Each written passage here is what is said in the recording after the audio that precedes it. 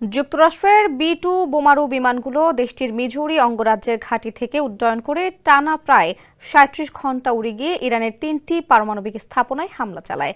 নাম প্রকাশ না করার শর্তে তথ্য জানান যুক্তরাষ্ট্রের এক কর্মকর্তা। বিষয়টি স্পর্শকাতর হওয়ায় তিনি তার নাম প্রকাশ করতে চাননি। যুক্তরাষ্ট্রের এই কর্মকর্তা বলেন, হামলায় অংশ নেওয়া যুক্তরাষ্ট্রের B-2 বোমারু বিমানগুলো মাঝ আকাশে একাধিকবার জ্বালানি নিয়েছে।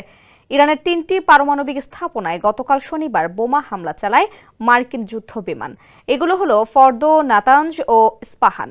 এই হামলার মধ্য দিয়ে যুক্তরাষ্ট্রের সামরিক বাহিনী সরাসরি ইরান যুদ্ধে জড়ালো। মার্কিন বিমান বাহিনী এই প্রথম কোনো যুদ্ধক্ষেত্রে ৩০,০০০ পাউন্ড ওজনের বাংকার বিধ্বংসী বোমা GBU-57 ব্যবহার করল। স্যান্ডেলিনা সো, রূপচর্চায় আভিজাত্য। একজন মার্কিন কর্মকর্তা জানিয়েছেন, ৬টি B-2 বোমারু বিমান ইরানের ভূগর্ভস্থ ফর্দো পারমাণবিক স্থাপনায় ৩০,০০০ পাউন্ড ওজনের ১ ডজন বাংকার বিধ্বংসী বোমা ফেলেছে। অন্যদিকে মার্কিন নৌবাহিনীর সাবমেরিন থেকে ইরানের নাতানজ ও ইস্পাহান পারমাণবিক স্থাপনায় ছোড়া হয়েছে ৩০টি TLAM ক্রুজ ক্ষেপণাস্ত্র। একটি B-2 বোমারু বিমান নাতানজ পারমাণবিক স্থাপনায় ২টি বাংকার বিধ্বংসী বোমা ফেলেছে।